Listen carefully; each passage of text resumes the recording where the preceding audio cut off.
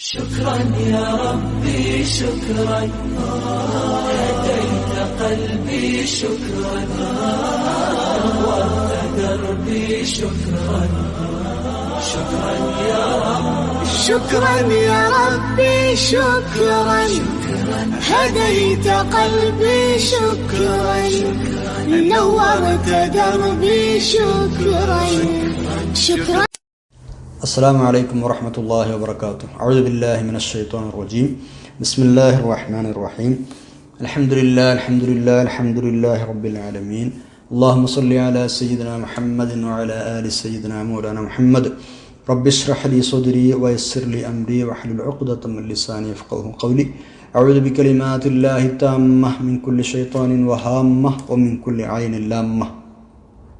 ولا حول ولا قوة إلا بالله العلي العظيم.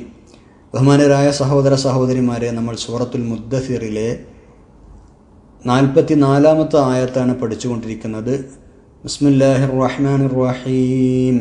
വലം നകുനു തുഇമുൽ മിസ്കീൻ. സദഖല്ലാഹുൽ അലിയുൽ അളീം.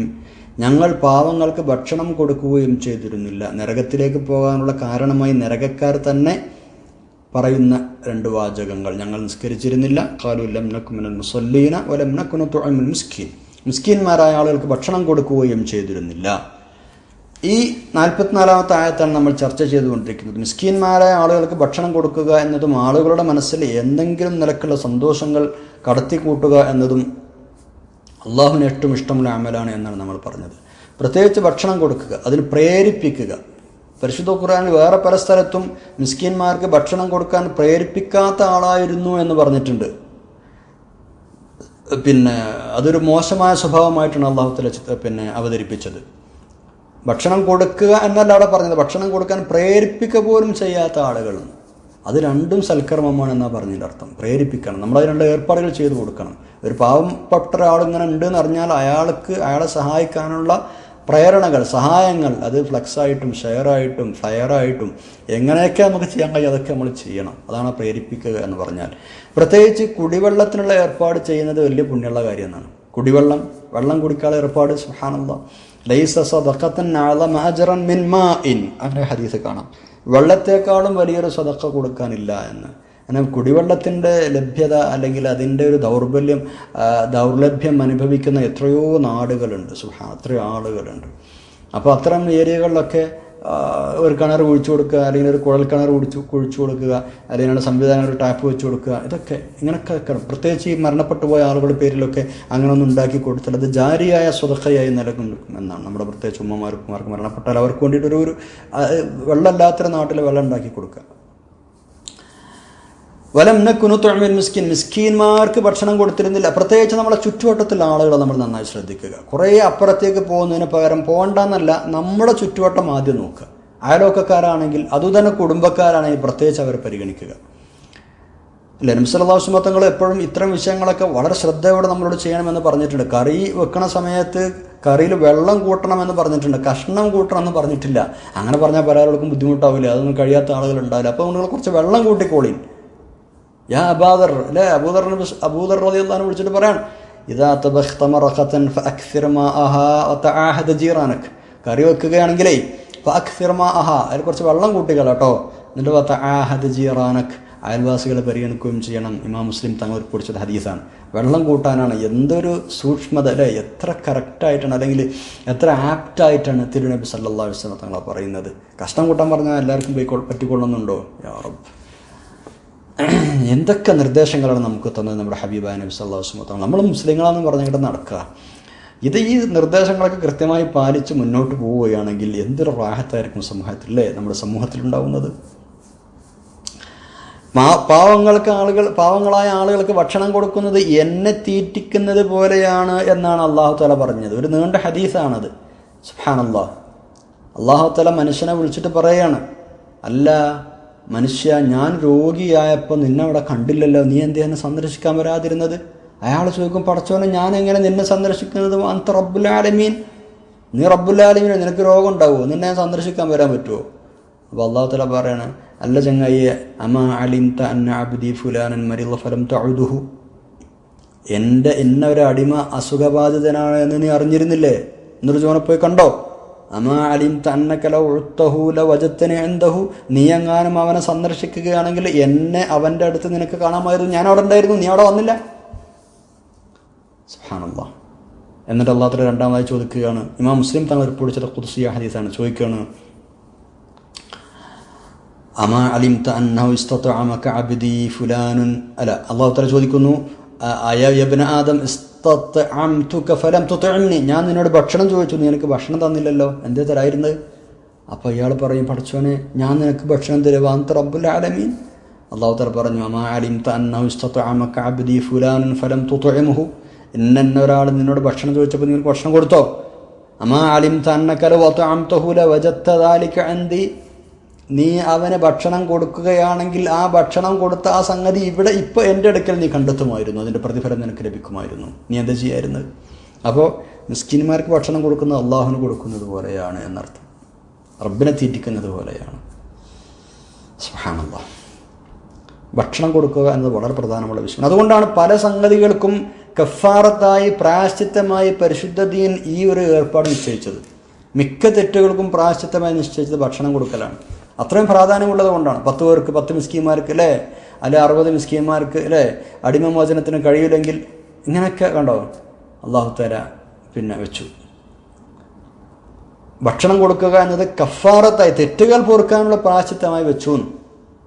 മരണപ്പെട്ടു പോയ ആളുകൾക്ക് വേണ്ടി ഭക്ഷണം കൊടുക്കുന്നതും ഇതേപോലെ പ്രത്യേകമായി കൂലിയുള്ള കാര്യം തന്നെയാണ്. അവർ മരണത്തിന് ശേഷം പ്രത്യേക ദിവസങ്ങളിൽ ഒരുമിച്ച് കൂടി അവരുടെ പേരിൽ ഖുർആനും ദിക്റുകളും ഒക്കെ ചൊല്ലി പിന്നെ നല്ല സൽക്കർമ്മങ്ങൾ ചെയ്ത് അവരുടെ പേരിൽ ഭക്ഷണം ഉണ്ടാക്കി അവർക്ക് പ്രതിഫലം ലഭിക്കണമെന്ന് ഉദ്ദേശത്തോടെ സദഖ ചെയ്യുക വളരെ നല്ല സമ്പ്രദായങ്ങൾ തന്നെയാണ് മഹാന്മാരായ ആളുകളൊക്കെ ചെയ്തു വന്നിരുന്ന വിഷയവുമാണ്. അപ്പം ഈ കൊടുക്കുന്നത് പണക്കാരന് കൊടുത്താലും ശരി അതിനും കൂലുണ്ട് എന്നുള്ളതാണ്. ഭക്ഷണം കൊടുക്കുക എന്നതാവണം. അത് മിസ്കീന്മാർക്കായാലും കൂലിയുണ്ട്, മിസ്കീന്മാർക്കായാലും എന്തായാലും കൂലിയുണ്ട്, ഇനി പണക്കാർക്കായാലും അതിനും കൂലിയുണ്ട്. സുബ്ഹാനല്ലാഹ്. അപ്പോൾ എന്താ പറയുക, അത് നമ്മുടെ നാട്ടിലപ്പോൾ നമ്മൾ കല്യാണ പരിപാടികൾ നടക്കുമ്പോൾ നമ്മളെല്ലാവരെയും വിളിക്കുമല്ലോ, എല്ലാവരും വിളിക്കണം എന്നാണ്. പണക്കാരെയും പാവപ്പെട്ടവരൊക്കെ എല്ലാവരെയും നമ്മൾ വിളിക്കണം. അങ്ങനെയാണ് സദ്യകൾ നടത്തിയിട്ട്. അപ്പോൾ എല്ലാവർക്കും ആർക്ക് ഭക്ഷണം കൊടുത്താലും അത് കൂലിയുള്ള പ്രതിഫലമുള്ള അല്ലെങ്കിൽ കൂലിയുള്ള സംഗതി തന്നെയാണ്. സുബ്ഹാനല്ലാഹ്. എല്ലാവർക്കും നമ്മൾ സംഘടിപ്പിക്കുന്ന പരിപാടികളിൽ പണക്കാർ പങ്കെടുത്താലും ശരി അതിനും കൂലിയുണ്ട്. ഇനി അതുകൊണ്ട് എന്താക്കണ്ട, അത് ഓലത്തിലുള്ള ആൾക്കാരല്ലേ, ഓരോന്നിപ്പോൾ നമ്മൾ വിളിച്ചു കൊടുക്കണ്ട, അല്ലെങ്കിൽ അവരാ പരിപാടിക്ക് വിളിക്കണ്ട, വെറും പാവപ്പെട്ടവരാവട്ടെ, അങ്ങനെ കരുതേണ്ട കാര്യമൊന്നുമില്ല. എല്ലാവരെയും നമ്മൾ വിളിച്ച് പരിഗണിക്കണം. ഭക്ഷണം എല്ലാവർക്കും കൊടുക്കാം, പ്രത്യേകിച്ച് മിസ്കീന്മാർക്ക് എന്നർത്ഥം. 7 കടങ്ങുകൾ ഉണ്ടാവുമെന്നാണ് ഇങ്ങനെ ഭക്ഷണം കൊടുക്കുന്ന ആളുടെയും നരകത്തിൻ്റെയും ഇടയിൽ. സുബ്ഹാനല്ലാഹ്. 7 കടങ്ങുകൾ. മൻ അത്അമ അഖാഹു ഹത്താ യുസ്ബിഅഹു, വയറ് നിറയുന്നത് വരെ സഹോദരന് ഭക്ഷണം കൊടുത്താൽ, അതുപോലെ തന്നെ ദാഹം തീരുന്നത് വരെ വെള്ളം കൊടുത്താൽ, അല്ലാഹു തആല ബഅദഹുല്ലാഹു മിനൻ നാരി 7 ഖനാദിഖ് 7 കടങ്ങുകൾ അവൻ്റെയും നരകത്തിൻ്റെയും ഇടയിൽ അല്ലാഹു തആല ഉണ്ടാക്കും. മാ ബൈന കുല്ലി ഖന്ദഖിൻ മസീറത്തു 100 ആമിൻ, 100 വർഷം. ഓരോ കടങ്ങിൻ്റെയും ഇടയിലുള്ള സഞ്ചാര ദൂരം എത്രയാണ്? 100 വർഷമാണ്. സുബ്ഹാനല്ലാഹ്. എന്തുമാത്രം പ്രതിഫലമാണ്! സ്വർഗത്തിലെ ഭക്ഷണവും വെള്ളവും വേണ്ടുവോളം കിട്ടുമെന്നാണ് ഇത്തരം ആളുകൾക്ക്. മുസ്ലിമിന് വയറ് നിറച്ച് ഭക്ഷണം കഴിപ്പിച്ചാൽ, അതേപോലെ അവന് വസ്ത്രം കൊടുത്താൽ, പ്രയാസങ്ങൾ നീക്കിക്കൊടുത്താൽ അല്ലാഹു തആല സ്വർഗത്തിലെ ഭക്ഷണങ്ങൾ അവന് കൊടുക്കും. റഹീഖുൻ മഖ്തൂം എന്ന് പറയുന്ന അതിവിശിഷ്ടമായ പാനീയവും അല്ലാഹു തആല അവന് കുടിക്കാൻ കൊടുക്കും സ്വർഗത്തിൽ വെച്ച്. സുബ്ഹാനല്ലാഹ്. അപ്പോൾ വലം തുഇമുൽ മിസ്കീൻ, ഒന്നുമില്ലെങ്കിൽ ഈ ബാക്കി വരുന്നതെങ്കിലും കൊടുത്തൂടെ? അതെങ്കിലും കൊടുക്കാനൊരു സന്മനസ് മനുഷ്യന്മാർക്ക് വേണ്ടേ? അല്ല, ബാക്കി വരുന്നതിന് എംപവറുണ്ടല്ലോ ഇപ്പൊക്കാലത്ത്. ബാക്കി വരുന്നത് അതങ്ങനെ തന്നെ ഹബീബായ നബി സല്ലല്ലാഹു അലൈഹി വസല്ലം തങ്ങൾ പറഞ്ഞിട്ടുമുണ്ട്. ആർക്കെങ്കിലും ഭക്ഷണം ഉണ്ടെങ്കിൽ ഭക്ഷണമില്ലാത്ത ആൾക്ക് അത് കൊടുത്ത് സഹായിക്കട്ടെ. വെള്ളം കുടിച്ചിട്ട് അയാളുടെ കയ്യിൽ വെള്ളം ബാക്കിയുണ്ടെങ്കിൽ ആ വെള്ളം എന്താണ് പറയുക, ബാക്കിയുള്ള വെള്ളമെങ്കിലും വെള്ളമില്ലാത്തവർക്ക് കൊടുക്കട്ടെ. ഈ ഹദീസ് ഇങ്ങനെ പറഞ്ഞിട്ട് ഈ ഹദീസ് റിപ്പോർട്ട് ചെയ്യുന്ന മഹാനായ അബൂ സഈദ് അൽ ഖുദരി റളിയല്ലാഹു അൻഹു പറയാണ്, അവസാനം ഈ ഹദീസിന് കേട്ടപ്പോൾ ഞങ്ങൾക്ക് തോന്നി, ഞങ്ങളെ ആവശ്യം കഴിഞ്ഞ് മിച്ചമുള്ള ഒരു സംഗതിയിലും ഞങ്ങൾക്ക് അവകാശമില്ല എന്ന് തോന്നിപ്പോയി. അങ്ങനെ പറയണം, അത്രയും കണിശമായിട്ട് പറയണം നബി സല്ലല്ലാഹു അലൈഹി വസല്ലം തങ്ങൾ. എന്ന് പറഞ്ഞാൽ ഞങ്ങളെ ആവശ്യം കഴിഞ്ഞിട്ട് ഞങ്ങളടുത്ത് എന്തെങ്കിലും മിച്ചം വരൂലേ, ആ മിച്ചം വന്ന ബാക്കിയായതിൽ ഞങ്ങൾക്ക് ഒരു അവകാശവുമില്ല എന്ന് തോന്നിപ്പിക്കുന്നത് വരെ തങ്ങൾ പറഞ്ഞുകൊണ്ടിരുന്നു. ഞങ്ങൾക്ക് അങ്ങനെ തോന്നിപ്പോയി ബാക്കിയുള്ളതൊക്കെ വേറെ ആൾക്കാർ കൊടുക്കേണ്ടതാണ് എന്ന്. അപ്പോൾ അറ്റ്ലീസ്റ്റ് ബാക്കിയുള്ളതെങ്കിലും വേറെ ആൾക്ക് കൊടുക്കണ്ടേ? സുബ്ഹാനല്ലാഹ്. ബാക്കിയുള്ളത് മറ്റുള്ള ആളുകൾക്ക് കൊടുക്കാത്തവരെ, ബാക്കിയുള്ളത് പോലും മറ്റുള്ള ആളുകൾക്ക് കൊടുക്കാത്തവരെ പടച്ചറപ്പ് തിരിഞ്ഞു നോക്കൂല എന്നാണ്. സലാസത്തുൻ, 3 ആളുകൾ അള്ളാഹു അവരെ നോക്കൂല, അവരോട് സംസാരിക്കൂല, ഖിയാമത്ത് നാളിൽ ഒരു പരിഗണനയും കൊടുക്കൂല, കഠിന ശിക്ഷയും കൊടുക്കും. ആരാന്നറിയോ? റജുലുൻ അലാ ഫദ്ലി മാഇൻ യംനഉഹു ഇബ്ന സബീൽ. ഒരാൾക്ക് യാത്ര പോവുകയാണ്, അയാളുടെ കയ്യിൽ വെള്ളമുണ്ട്, മിച്ചമുള്ള വെള്ളമുണ്ട്, മറ്റൊരു യാത്രക്കാരനെ കണ്ടു, വെള്ളം കൊടുത്തില്ല. അള്ളാഹു തആല അവനോട് ഖിയാമത്ത് നാളിൽ പറയുത്ര, ഇന്ന് ഞാൻ എൻ്റെ ഫദ്ലിൽ നിനക്ക് തടയും, എൻ്റെ ഔദാര്യം ഞാൻ നിനക്ക് തരൂല. ഏതുപോലെ അന്ന് നിൻ്റെ കയ്യിൽ ബാക്കിയുണ്ടെന്ന് പറഞ്ഞാൽ നീ ആൾക്ക് കൊടുത്തില്ലല്ലോ. ഇമാം ബുഖാരി മുസ്ലിം തങ്ങൾ പഠിച്ച ഹദീസാണ്. അപ്പോൾ വളരെ ശ്രദ്ധയോടെ കൈകാര്യം ചെയ്യേണ്ട വിഷയമാണ് എന്നർത്ഥം. ബാക്കി വരുന്ന ഭക്ഷണം അത് നമ്മൾ കൊടുക്കുക, അല്ലാത്തതും കൊടുക്കണേ, ബാക്കി വരുന്ന എന്തായാലും കൊടുക്കുക. പിന്നെ എന്തായാലും കൊടുക്കുക എന്ന് പറഞ്ഞാൽ ആവശ്യങ്ങൾക്ക് അനുസരിച്ച് ആവശ്യമുള്ള ആളുകൾ ഉണ്ടെങ്കിൽ അവരെ കണ്ടെത്തിയിട്ട് നമ്മൾ കൊടുക്കുക. പിന്നെ ആ ആളുകൾക്ക് കൊടുക്കാൻ പറ്റാത്ത ഭക്ഷണത്തിൻ്റെ വേസ്റ്റ് ഉണ്ടാവുമല്ലോ, അത് ചിലപ്പോൾ പൂച്ച കഴിക്കുന്നുണ്ടാവും, അല്ലെങ്കിൽ മറ്റെന്തെങ്കിലും ജീവികൾ കഴിക്കുന്നുണ്ടാവും, വെള്ളം പക്ഷികൾക്ക് വെച്ച് കൊടുക്കാൻ പറ്റുന്നുണ്ടാവും. അതൊക്കെ എന്ത് ചെയ്യുക, അത് ആ ഭക്ഷണത്തിൻ്റെ വേസ്റ്റ് അടക്കം എടുത്തിട്ട് പുറത്ത് നല്ല നെയ്യത്തോടുകൂടെ പൂച്ചയെ ഭക്ഷിപ്പിക്കാനാണ്, അല്ലെങ്കിൽ മൃഗങ്ങളെ അല്ലെങ്കിൽ ജീവികളെ ഭക്ഷിപ്പിക്കാൻ, പക്ഷികളെ ഭക്ഷിപ്പിക്കാൻ എന്നുള്ള നെയ്യത്തിൽ എന്ത് ചെയ്യുക, അള്ളാഹുവിൻ്റെ വജ്ഹ് മാത്രം ഉദ്ദേശിച്ച് ഒരു പ്ലേറ്റിൽ അവിടെ വെച്ച് കൊടുക്കുക, അവർ തിന്നട്ടെ, അത് സ്വതക്കാവൂല. നമുക്ക് വേസ്റ്റല്ലേ എങ്ങനെയെങ്കിലും തീർന്നു പോട്ടെ എന്ന് കരുതിയിട്ടല്ല വെച്ച് കൊടുക്കേണ്ടത്. ഞാൻ ആ പക്ഷികൾക്ക് പൂച്ചക്ക് ഭക്ഷണം കൊടുക്കണം, അപ്പോൾ ഇത് സ്വീകരിക്കണേ, എന്തായാലും വേസ്റ്റാണ്, കച്ചറക്കൊട്ടയിൽ കൊട്ടാൻ പോവുകയാണ്, എന്നാൽ പിന്നെ അത് പൂച്ചകൾ തിന്നോട്ടെ. അങ്ങനെയല്ല, അള്ളാഹു നിൻ്റെ വജ്ഹ് എനിക്ക് വേണം, നിൻ്റെ പ്രതിഫലം എനിക്ക് വേണം, ഇത് ഞാൻ പൂച്ചക്ക് ഭക്ഷണം കൊടുക്കുകയാണ്, എങ്ങനെയും മേത്തുനിന്ന് ഒഴിവാകട്ടെ എന്നുള്ള നിലക്കല്ല എന്നർത്ഥം. അപ്പോൾ നമ്മൾ ഈ പ്രത്യേകിച്ച് ചൂട് കാലത്തൊക്കെ പക്ഷികൾക്കൊക്കെ വെള്ളം വെച്ച് കൊടുക്കണ സമ്പ്രദായമൊക്കെ ഇപ്പോൾ എല്ലായിടത്തും ഉണ്ട്. മാഷാ അല്ലാഹ്, നല്ല കാര്യമാണ്. അതൊക്കെ ഇതിൻ്റെ പരിധിയിൽ വരുന്ന വിഷയം തന്നെയാണ്. നമ്മൾ നടന്നു പോകുമ്പോഴോ നമ്മൾ വണ്ടി ഓട്ടി പോകുമ്പോഴോ അതല്ലെങ്കിൽ ഏതെങ്കിലുമൊക്കെ സാഹചര്യങ്ങളിൽ പക്ഷിയുടെ വെള്ളം കുടിക്കുന്നതോ പൂച്ച ഭക്ഷണം കഴിക്കുന്നതോ മറ്റെന്തെങ്കിലുമൊക്കെ കണ്ടാൽ, ഈവൻ ഒരു ഉറുമ്പൻ കൂട്ടം, നമ്മളെ ദ്രോഹം ചെയ്യാത്ത ഒരു ഉറുമ്പൻ കൂട്ടം അവിടെ ഭക്ഷണം കഴിക്കുകയാണെങ്കിൽ നമ്മൾ മെല്ലെ ഒച്ച ഉണ്ടാക്കാതെ പോവുക, അതിനെ ചവിട്ടി അടക്കണ്ട, അല്ലെങ്കിൽ പൂച്ചനെ പേടിപ്പിച്ചണ്ട, അല്ലെങ്കിൽ ആ പക്ഷിനെ അവിടുന്ന് പായിപ്പിക്കണ്ട. നമ്മൾ മെല്ലെ പോവുക. അവിടെയും അള്ളാഹുവിൻ്റെ വജ്ഹ് ഉദ്ദേശിക്കുക. പഠിച്ചോണ്ട് ഞാൻ മെല്ലെ പോണതേ അത് തിന്നോട്ടെ വെച്ചിട്ടാണ്, നിൻ്റെ കൂലി എനിക്ക് വേണം, അത് തിന്നോട്ടെ, ഞാൻ കാരണം അതിന് ബുദ്ധിമുട്ടുണ്ടാവണ്ട. സുബ്ഹാനല്ലാഹ്, ഇബാദത്തായില്ലേ, അള്ളാഹു തആല കൂലി തരൂലേ. അപ്പോൾ ആരും പേടിപ്പിക്കണ്ട. ചില ആളുകൾക്കുണ്ട് അങ്ങനെ, പ്രത്യേകിച്ച് കുട്ടികളെ അങ്ങനെ കാണിക്കുമ്പോൾ നമ്മൾ അവർ പറഞ്ഞ് തിരുത്തണം. നമ്മൾ കുട്ടികളെ കൂടെ എങ്ങോട്ടെങ്കിലും പോകണമെങ്കിൽ അവർക്കതൊരു ഹരാണ് അല്ലേ, പൂച്ചനെ കണ്ട മേലെന്ന് ഓടുക, അല്ലെങ്കിൽ തൊട്ട് നോക്കുക, അതല്ലെങ്കിൽ എന്തെങ്കിലും നിലക്ക് അതിനൊരു ഉപദ്രവം ഏൽപ്പിക്കുക. കുട്ടികൾക്ക് അതൊരു രസമായിട്ടാണ് അവർ കണക്കൂട്ടുന്നത്. അപ്പോൾ നമ്മൾ പറയാം, വേണ്ട, അത് അതിനെ ശല്യപ്പെടുത്തണ്ട, അവിടെ നിന്നോട്ടെ, അവിടെ ഉറങ്ങിക്കോട്ടെ. ചില പൂച്ചകളൊക്കെ ഉറങ്ങുന്നുണ്ടാവും, മെല്ലെ പോവുക അപ്പുറത്തു കൂടെ. പിന്നെ വണ്ടിയൊക്കെ എടുക്കുന്ന സമയത്ത് അടിയിലൊക്കെ ഉണ്ടോയെന്നൊന്ന് നോക്കുക.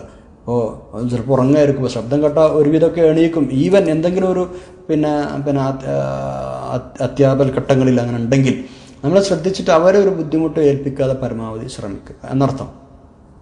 അങ്ങനെയൊക്കെ ആകുമ്പോൾ ഈ ഒരു ആയത്തിൻ്റെ പരിധിയിൽ വരികയും അതൊക്കെ പ്രതിഫലാർഹമായ സംഗതികളായ കാര്യങ്ങളായി മാറുകയും ചെയ്യും എന്നും നമ്മൾ മനസ്സിലാക്കുക. ഇൻഷാ അല്ലാഹ് നമുക്ക് 45-ാമത്തെ ആയത്താണ് ഇനി പഠിക്കാനുള്ളത്. അടുത്ത ക്ലാസ്സിലാക്കാം. അള്ളാഹു സഹായിക്കട്ടെ. നമ്മൾ ഈ പഠിച്ചതൊക്കെ അനുസരിച്ച് പ്രവർത്തിക്കാൻ തൗഫീഖും നൽകട്ടെ. ആമീൻ. നമ്മുടെ ഭാഗത്തു നിന്ന് വന്നുപോയ തെറ്റുകുറ്റങ്ങളൊക്കെ, പ്രത്യേകിച്ച് മറ്റുള്ള ആളുകളെ വിഷമിപ്പിച്ചത് അള്ളാഹു നമുക്ക് മാപ്പാക്കി തരട്ടെ. അത്തരം ആളുകളോട് നമ്മൾ പൊരുത്തപ്പെടിപ്പിക്കുക. അവർ മരണപ്പെട്ടു പോയിട്ടുണ്ടെങ്കിൽ അവർക്ക് വേണ്ടി നമ്മൾ മാപ്പ് ചോദിക്കുക, അള്ളാഹുവിനോട് ഇസ്തിഗ്ഫാർ ചെയ്യുക, അവരുടെ കുടുംബത്തിനോട് നല്ലത് പെരുമാറുക. ഇങ്ങനെയൊക്കെയാണ് നമുക്കതിന് പ്രായശ്ചിത്തമായി ചെയ്യാനുള്ളത്. ഇൻഷാ അല്ലാഹ് 45 അടുത്ത ക്ലാസ്സിലാക്കാം. സുബ്ഹാനക്കല്ലാഹുമ്മ വബിഹംദിക അശ്ഹദു അല്ലാ ഇലാഹ ഇല്ലാ അൻത അസ്തഗ്ഫിറുക വഅതൂബു ഇലൈക്. വസ്സലാമു അലൈക്കും വറഹ്മത്തുള്ളാഹി വബറകാതുഹു.